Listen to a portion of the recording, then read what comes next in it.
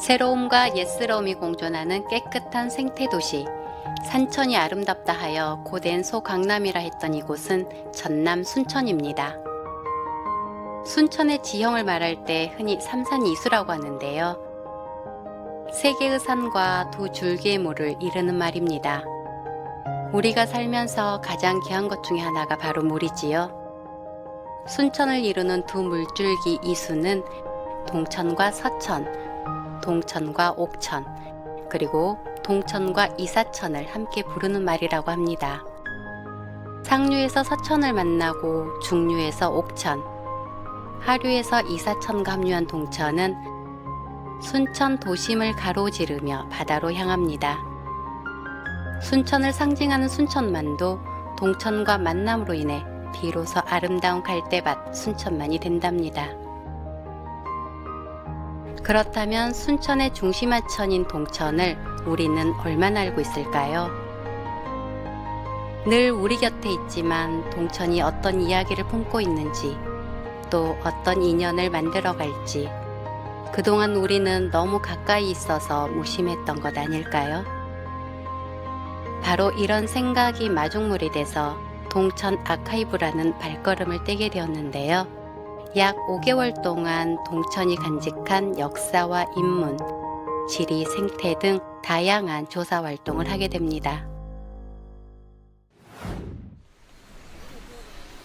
여기는 서면 청솔리에 있는 산 아래 첫마을, 심원마을입니다. 무엇 때문에 모였냐고요? 오늘은 이제 동천 아카이브 하는데 동천의 발원지를 우리가 아마 찾고 정해야 될 것 같아요. 대략 심원마을에서 시작한다고 되어 있지만 정확한 시작 지점을 아무도 규정하지 않았던 것 같아요. 여기 다양한 우리 시민들이 함께 그 시작점들을 같이 정하는 어떻게 보면 역사적인 중요한 날인 것 같습니다. 그래서 오늘 발원지 같이 가도록 하겠습니다. 네, 동천의 첫 시작인 발원지를 찾기 위해 분야별 전문가와 시민이 함께 만났습니다. 발원지를 찾아 물길을 따라 오르는데요. 콸콸콸 흐르는 계곡 물소리가 한여름 더위를 삭혀버리는 것 같네요. 꿀이 이렇게 있으면 고개를 숙여야 돼요, 이렇게. 그래가지고 이렇게 숙여야 돼요. 예를 들어서 고란이라면은 이 엄니. 덧니가 있어요. 엄니로 여기다 표시를 한다면은 이건 이제 고개를 들여야 되는 거죠. 그래서 한 이 정도. 와, 몸으로 설명해 주시는데요. 이게 고란인지 틈틈이 전문가 선생님의 안내를 들을 수 있어서 배움이 곁들여진 날입니다. 마을에서 2시간가량 계곡을 따라 오르니 드디어 발원지로 추정할 수 있는 시작점을 만났습니다.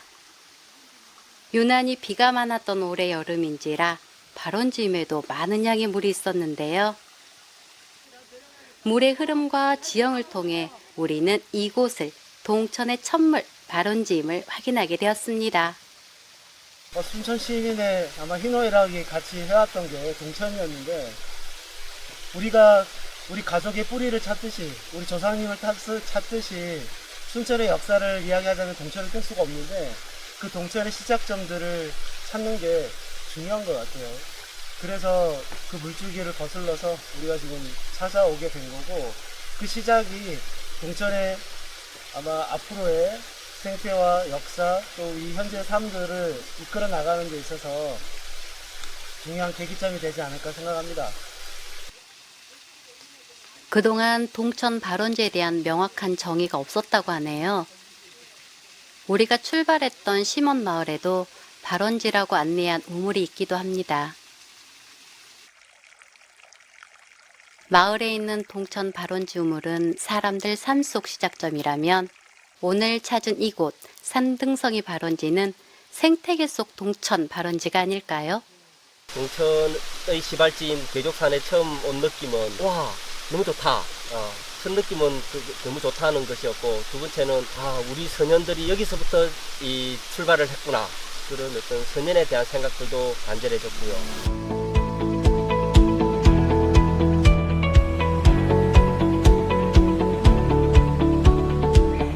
발원지 찾기를 시작으로 본격적인 생태 조사를 하는 날입니다. 조류팀이 천문을 열었는데요. 조사 전 미리 자료집을 찾아보며 준비가 철저해 보이죠. 빠르게 움직이고 숲속에 있어 찾기 어려운 새들이다 보니 쌍안경으로 유심히 관찰합니다. 동천 물줄기 곳곳 구역을 나누고 장소마다 어떤 새들이 살고 있는지도 꼼꼼히 기록하고 있네요. 동천에서 산책 중인 이 새는 흰목 물대새라고 하네요. 눈이며 불이며 노란빛 다리에 몸집이 너무 귀엽지 않나요? 망원경으로 자세히 보니 멀리서 보는 것보다 훨씬 더 예쁘네요.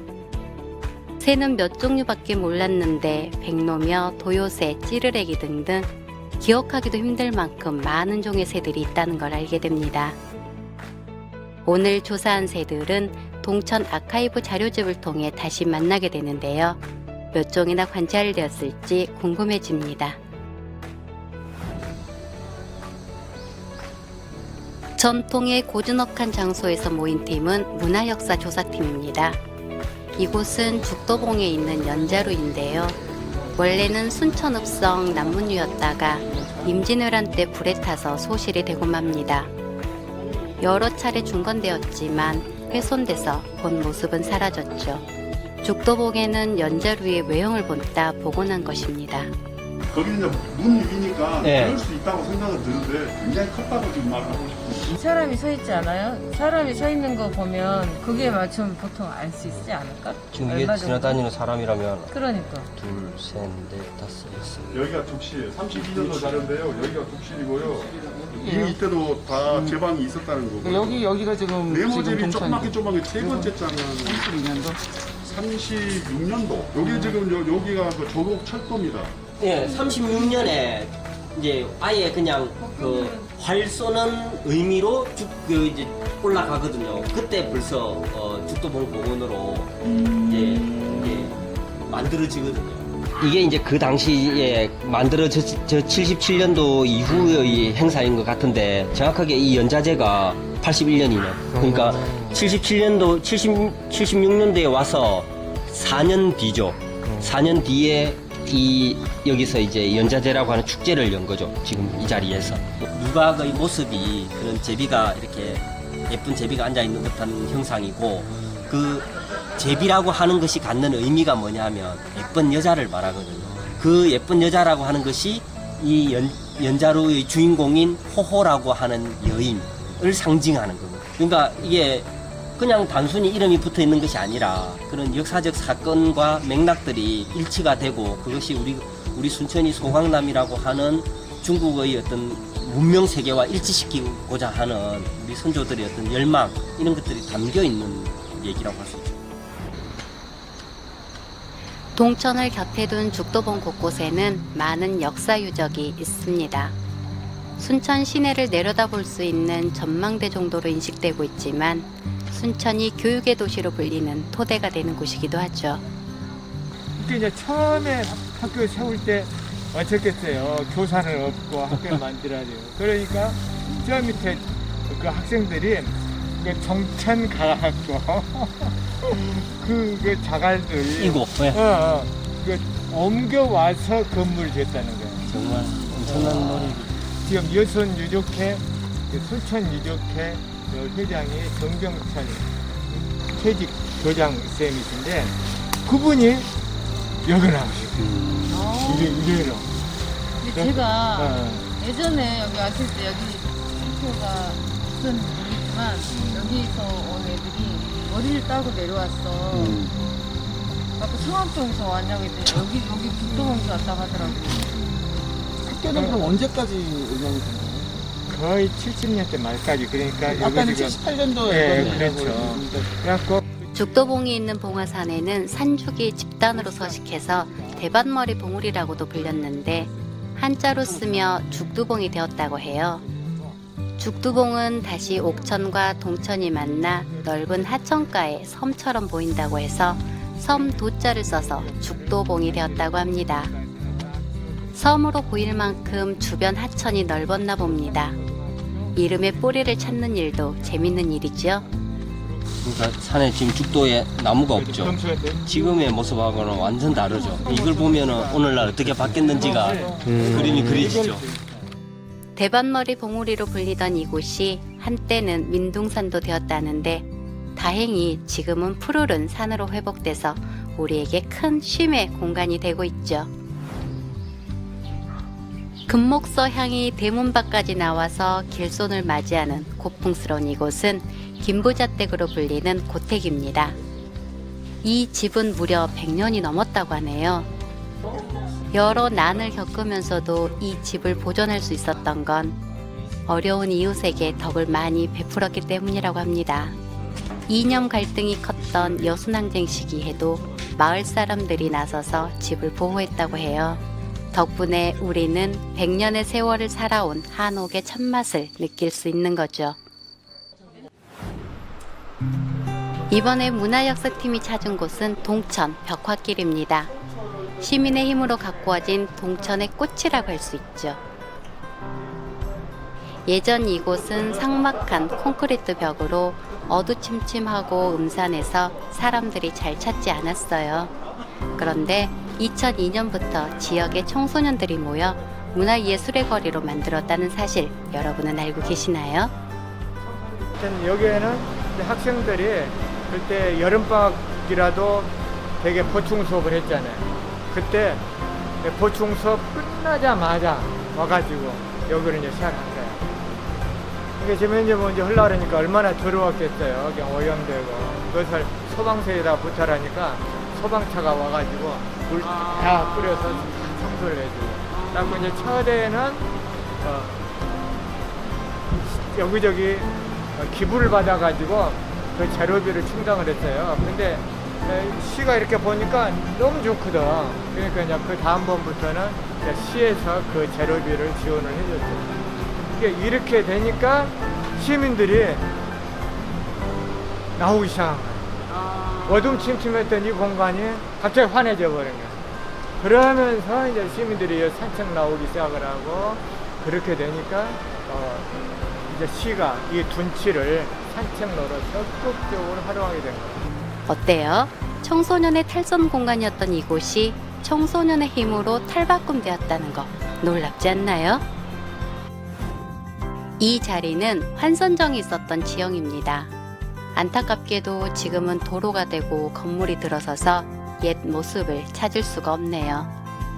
옛 지도를 보면 이곳은 하천의 폭이 넓은 호수였는데 환선정과 우선정이 있었고 유람선도 드나들어 뱃놀이도 즐겼다고 합니다.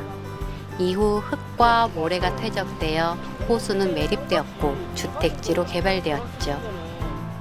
환선정은 지역민의 집회 공간이기도 했고 포교 공간, 교육 공간, 궁술장 등 다양하게 활용되었다고 해요. 지역민의 많은 이야기를 만들어냈던 환선정은 1962년 8월 28일 순천에서 있었던 대홍수로 붕괴되고 맙니다.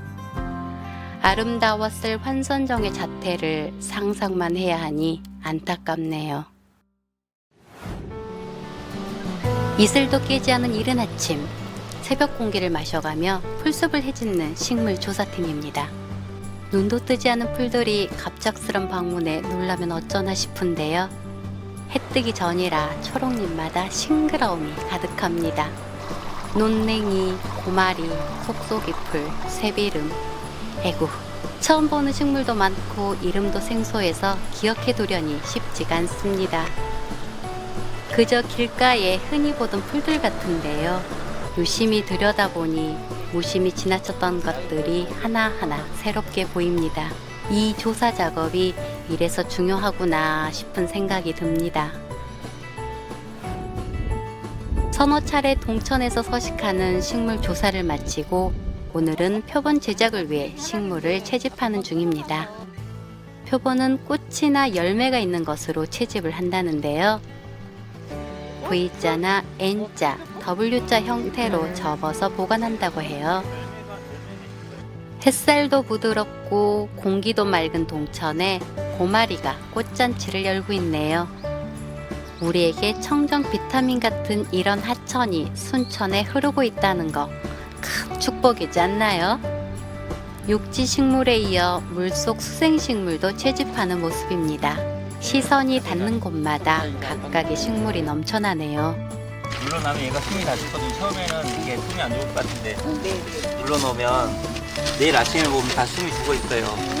근데 그러고 나서 이게 신문지를 계속 갈아줘야 돼요. 하루에 한 번씩. 10번에서 10번, 한 10서너 정도 하면 이게 신문이 말라요. 채집을 끝내고 현장에서 바로 표본 1차 작업을 합니다. 신문 사이사이에 채집한 식물을 펼쳐놓고 차곡차곡 쌓아 눌러놓는데요. 매일 신문을 갈아줘야 한다네요. 그 과정이 10번에서 14번까지 반복한다는데 고단한 과정인 듯합니다. 양서 포유류 팀은 심원마을을 다시 찾았습니다. 첫날 지나쳤던 발원지 계곡 주변을 자세히 살펴보는데요. 오소리, 고라니, 담비의 배설물을 찾는 게 목표입니다. 제 몸짓을 쉬 보여주지 않는 것처럼 배설물을 찾는 것도 쉽지가 않네요.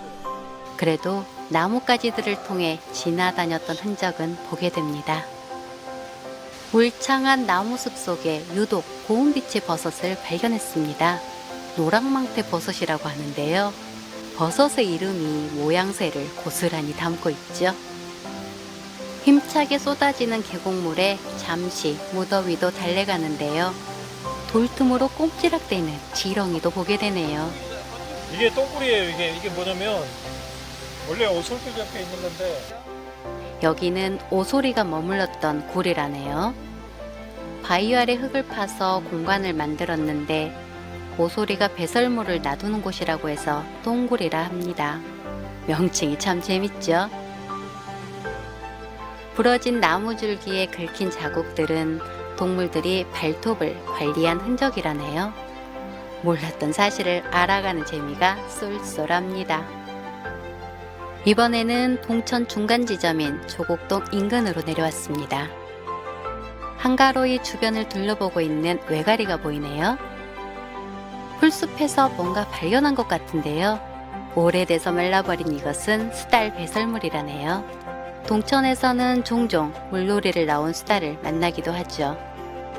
한낮이라 그런지 우리가 찾는 동물들이 보이지 않습니다. 이번에는 동천역 봉화산으로 갔는데요. 이곳에서는 동물을 만날 수 있을까요? 특이한 벌집, 잣나무를 갉아먹은 흔적, 사슴 발자국과 동물의 이동길은 몇 군데서 보았는데 역시나 이곳에서도 동물을 찾기란 쉬운 일이 아니었습니다. 낮 활동을 잘 하지 않는 동물들은 미리 설치해둔 카메라에 야간 활동 모습이 찍혔습니다. 멧돼지와 오소리가 포착되었는데요. 이렇게라도 만나게 되네요. 짜잔! 드디어 긴 기다림의 결과물, 채집한 식물을 표본으로 재구성하는 날입니다. 우와! 바짝 마른 식물들이 하나하나 너무 예쁜 작품이죠?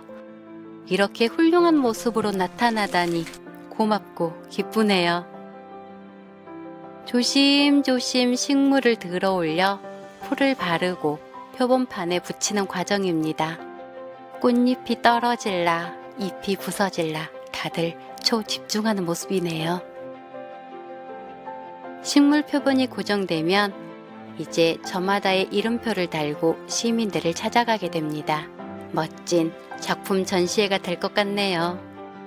이번에 뭐 순천 발원지부터 해가지고 순천 시내 도봉공원 앞에 밑에 있는 거기까지가 주요한 조사지였는데 10몇 킬로씩 걸었던 것 같아요. 그래서 대략적으로 하면 한 250종 정도 나오겠다 그렇게 생각을 했는데 그 정도 나온 것 같아요. 지금 정리를 해봐야 되는데 아마 270여 종, 80여 종 그 정도 사야 되는 것 같아요. 일반 시민들하고 같이 좀 하면서 조금 그 관심을 조금 더 유발시킬 수 있고 또 같이 하면서 저도 조금 재밌었던 부분이 있었던 것 같아요. 같이 이렇게 하면서 사람들한테 좀 알리고 또 환경을 이런 좀 부각을 좀 시키고 그런 부분에서 좀 더 재밌었던 것 같아요. 식물, 그리고 조류, 포유류 양서 파충류, 그리고 어류 이렇게 4가지 분류군으로 해서 생물 다양성 조사를 거의 한 분류군마다 2차례에서 뭐 3차례, 4차례까지 모니터링을 했고요. 동천의 또 생물 다양성이 이렇게 다양한 거를 시민들한테 알려줄 수 있는 기회가 돼서 그런 부분이 참 의미 있는 것 같고요. 이 조사한 자료가 또 아카이빙 돼서 그걸 또 시민들하고 같이 공유할 수 있는 기회가 돼서 좋은 것 같습니다. 동천은 한때 공장 폐수와 생활하수로 똥천이라는 오명을 썼던 적이 있습니다.